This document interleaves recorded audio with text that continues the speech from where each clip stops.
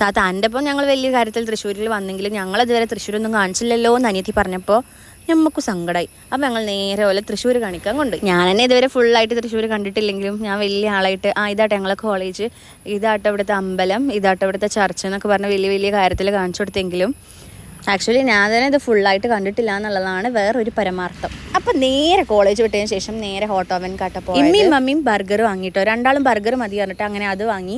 പിന്നെ ഞാനും സച്ചും കൂടിയിട്ട് ലോഡർ ഫ്രൈസ് വാങ്ങി. എനിക്ക് വലിയ ഇഷ്ടമല്ലെങ്കിലും വലിയ പൈസ ബില്ലായി വരണ്ട വിചാരിച്ച് ഞാൻ മെല്ലെ സൂപ്പിട്ടിട്ട് അവിടെ ഭയങ്കര ടേസ്റ്റ് ഉണ്ടാകും അങ്ങനെ ഇങ്ങനെയെന്നൊക്കെ പറഞ്ഞിട്ട് ഞങ്ങൾ രണ്ടും കൂടി ലോഡർ ഫ്രൈസ് ആട്ടോ വാങ്ങിയത്. നാഫി ആണെങ്കിൽ ചിക്കൻ സ്ട്രിപ്സ് ആണ് ഓർഡർ ചെയ്തത്.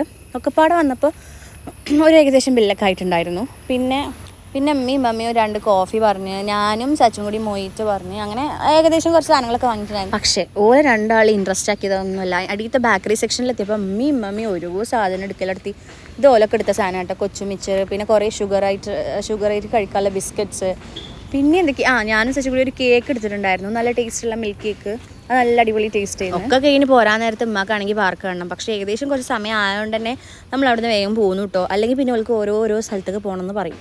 അപ്പോൾ നമ്മൾ വേഗം നൈസായിട്ട് ഓല അങ്ങോട്ട് കൊടുന്നു, അല്ലെങ്കിൽ നമുക്ക് പണി കിട്ടും. അപ്പോൾ ഇനിയും നല്ല എക്സൈറ്റിംഗ് ആയിട്ടുള്ള കുറേ വ്ളോഗ്സ് ഓൺ ദ വേ ആണ്. അപ്പോൾ മിസ്സാകാതിരിക്കാനും വേഗം സബ്സ്ക്രൈബ് ചെയ്യുക. അപ്പോൾ ശരിടാ.